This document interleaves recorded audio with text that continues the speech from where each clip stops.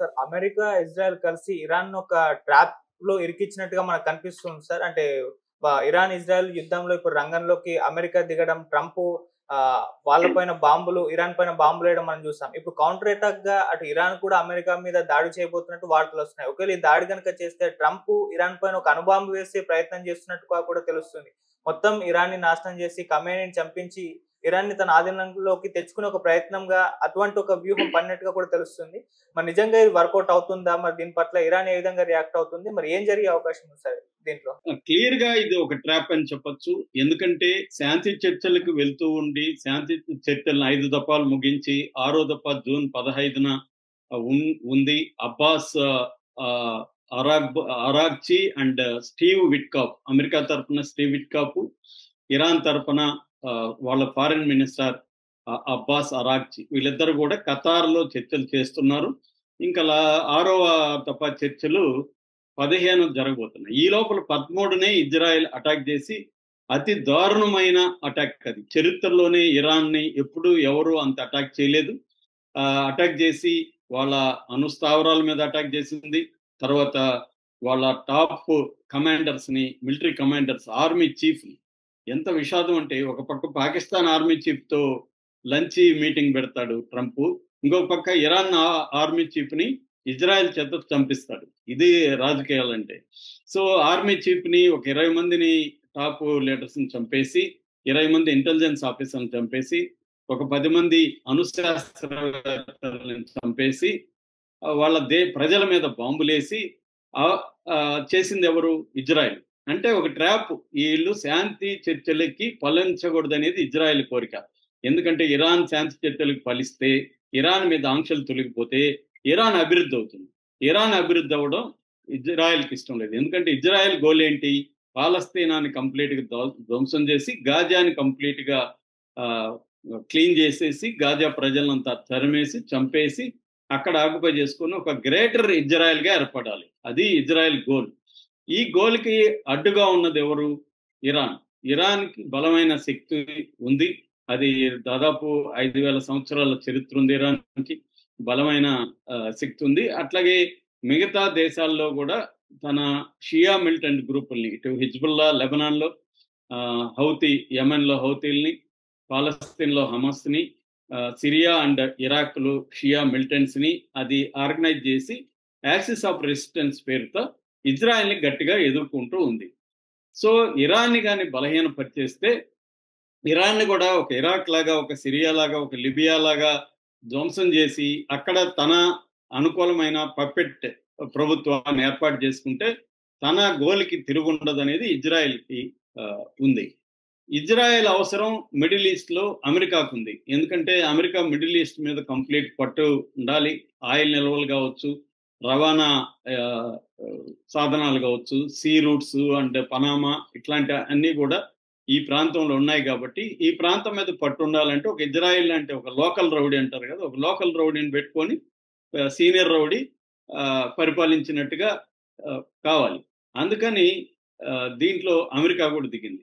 So America, Israel అన్ని రకాల international చట్టాలను బ్రేక్ చేసి అమెరికా అయితే తన సొంత చట్టాలను కూడా బ్రేక్ చేసి, ఈవెన్ కాన్స్టిట్యూషన్ కూడా బ్రేక్ చేసి, ఎందుకంటే ఇలాగా ఒక దేశం మీద అటాక్ చేయాలంటే కాంగ్రెస్ పర్మిషన్ ఉండాలి. అదేమీ తీసుకోకుండానే ఇరాన్ మీద 3 బాంబులు వేసానని ప్రకటించుకున్నాడు. సక్సెస్ఫుల్ గా నేను ధ్వంసం చేసేసాను ప్రకటించుకున్నాడు. దిస్ ఈజ్ పీస్ టైం అని చెప్పాడు. ఇప్పుడు అంటే ఒక పక్క వాళ్ళ దేశంలో వాళ్ళ పర్మిషన్ లేకుండా ఒక సార్వభౌమ దేశంలోకి వెళ్ళి ఎప్పుడు వేయని 13,600 కిలోల GBU 57 అనే బాంబుల్ని, 6 బాంబుల్ని అక్కడ వేసి, బంకర్ బస్టర్ బాంబుల్ని ధ్వంసం చేసి ఇప్పుడు వచ్చి శాంతికి రమ్మంటున్నాం. సో ఇప్పుడు ఇరాన్ కానీ శాంతికి రాకపోతే మేము ఇరాన్ని ధ్వంసం చేస్తామని పిలుస్తున్నారు. సో ఒక ట్రాప్ వేశారు. ఎందుకంటే ఇప్పుడు ఇరాన్ సరెండర్ అయినా, పీస్ టాక్స్కి వెళ్ళినా ట్రంప్ చెప్తానే ఉంటాడు కండిషన్లు. నేను చెప్పినవన్నీ చేయండి అంటాడు. అవన్నీ చేసే పరిస్థితి లేదు. ఎందుకంటే వాళ్ళ దేశం కూడా బతకాలి కదా. సో అన్నీ చేసే పరిస్థితి లేదు. కాబట్టి శాంతి చర్చలకు ఇరాన్ వెళ్ళే పరిస్థితి లేదు. ఒక పక్క ఇజ్రాయెల్ ఆపట్లేదు. ఇజ్రాయెల్ అటాక్ చేస్తూనే ఉంది. నువ్వు కనీసం ఇజ్రాయెల్ ఆపు, నేను శాంతి చర్చలకు వస్తానని ఇరాన్ చెప్తుంది. ఇరాన్ ఫారిన్ మినిస్టర్ అబ్బాస్ అరాక్చి పదే పదే చెప్తున్నాడు, నిన్న కూడా చెప్పాడు, ఇజ్రాయెల్ని ఆపండి, నేను వస్తాను చర్చలకి అని చెప్తున్నాడు. ఒక పక్క యూరోపియన్ సంబంధించిన కంట్రీస్ తో చర్చిస్తూనే ఉన్నాడు అబ్బాస్ అరాక్చి.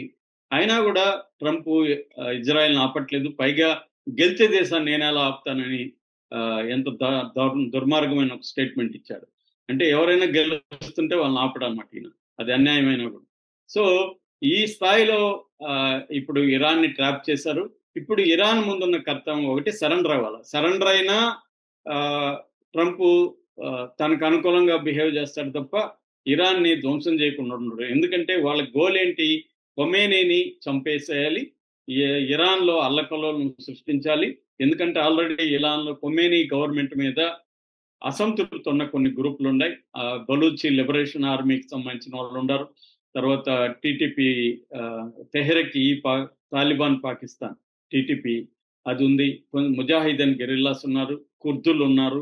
అట్లాగే ప్రజల్లో కూడా స్త్రీలలో విపరీతమైన వ్యతిరేకత ఇరాన్ మీద ఉంది. కొంతమంది ప్రజల్లో కూడా వ్యతిరేకత ఉంది. దీనంతా రెచ్చగొట్టి ఆ గవర్నమెంట్ని కోల్దోసేసి ఖొమేనీని చంపేసి అక్కడ తనకు అనుకూలమైన ప్రభుత్వాన్ని పెట్టుకోవాలి. అంటే ఒక వీక్ గవర్నమెంట్ ఉండి తను చెప్పినట్టుగా వినే గవర్నమెంట్ని అక్కడ పెట్టుకోవాలనేది ఇజ్రాయెల్ గోలు, అమెరికా గోలు. అందువల్ల ఇరాన్కి వేరే మార్గం లేదు. అదేదో ముందు నుయ్యి వెనుక గొయ్యి అంటారు కదా, అలాగా ఉంది. ఇప్పుడు ఇరాన్ కానీ తెగించి అమెరికా స్థావరాల మీద పోరాటం చేస్తే అమెరికా అణుబాంబు వేసే అవకాశం ఉంది ఇరాన్ మీద. ఎందుకంటే చూడు, మా స్థావరాల మీద చేశారు వీళ్ళు, మా సైనికులు 1000 మంది 2000 మంది చనిపోయన్నారు అని చెప్పి పెద్ద ఎత్తున మీడియా ప్రచారం చేసి ఇరాన్ మీద అణుబాంబు వేసే అవకాశం ఉంది. ఎందుకంటే ఇరాన్ దగ్గర అణుబాంబు లేదు కాబట్టి అణుబాంబు వేస్తారు. అణుబాంబు ఉన్న దేశాల మీద అమెరికా వేయడానికి భయపడుతుంది. ఇప్పుడు ఇండియా మీదో పాకిస్తాన్ మీదో అమెరికా యుద్ధానికి రాదు, ఎందుకంటే అణుబాంబు ఉంది కాబట్టి. మనం ఎందుకు అణుబాంబు తయారు చేసుకుంటారంటే డిటరెంట్ గా, అంటే వేరే దేశం మన మీద అటాక్ చేయకుండా ఉంటుందనే అణుబాంబులు తయారు చేసుకుంటున్నారు ఇవాళ ప్రపంచవ్యాప్తంగా. కానీ నా దగ్గరే అణుబాంబు ఉండాలా, నీ దగ్గర ఉండకూడదు అనే రూల్తో ఇటు ఇజ్రాయెల్ ఇటు అమెరికా బిహేవ్ చేస్తున్నాయి. ఇరాన్ ఇప్పుడు చాలా క్రైసిస్ లో ఉందని చెప్పొచ్చు. ముందుకు ఒక అడిగేస్తే ఒక సమస్య, ఇంకొక అడిగేస్తే ఇంకొక సమస్య కనిపిస్తుంది. దీన్ని మరి ఇరాన్ ఎలా డీల్ చేస్తుంది అనే దాన్ని బట్టి ఇప్పుడు ప్రపంచం అంతా కూడా ఇరాన్ వైపు చూస్తుంది, ఎలా డీల్ చేయబోతుందని. సో ఇరాన్ ఇప్పటి వరకు అయితే సెల్ఫ్ డిఫెన్స్ లో అయితే సక్సెస్ఫుల్ గా వెళ్ళింది, ఇజ్రాయెల్ని బాగానే దెబ్బతీసింది. అందుకనే 2 వారాలు టైం ఇచ్చిన ట్రంప్ 2 వారాలు కూడా ఎందుకు ఆగలేదంటే, 2 వారాలు ఆగితే ఇజ్రాయెల్కి ఇంకా పెద్ద దెబ్బ తగులుతుంది ఇరాన్ నుంచి. ఎందుకంటే 2 వారాల్లో ఇరాన్ దగ్గర ఉన్న డిఫెన్స్ మెటీరియల్ అంతా కూడా అయిపోతుంది అనమాట. వాళ్ళ దగ్గర ఉన్న ఇంటర్సెప్టర్స్ అన్నీ అయిపోతాయి, కొత్తవి తయారు చేయడానికి టైం పడుతుంది. ఈ లోపల వీళ్ళు అటాక్ పెంచేస్తా ఉన్నారు. సో అందుకని ఇజ్రాయెల్ని కాపాడుకోవడం కోసమే ట్రంప్ 2 వారాలు టైం ఇచ్చి కూడా ఆ మాటకు కూడా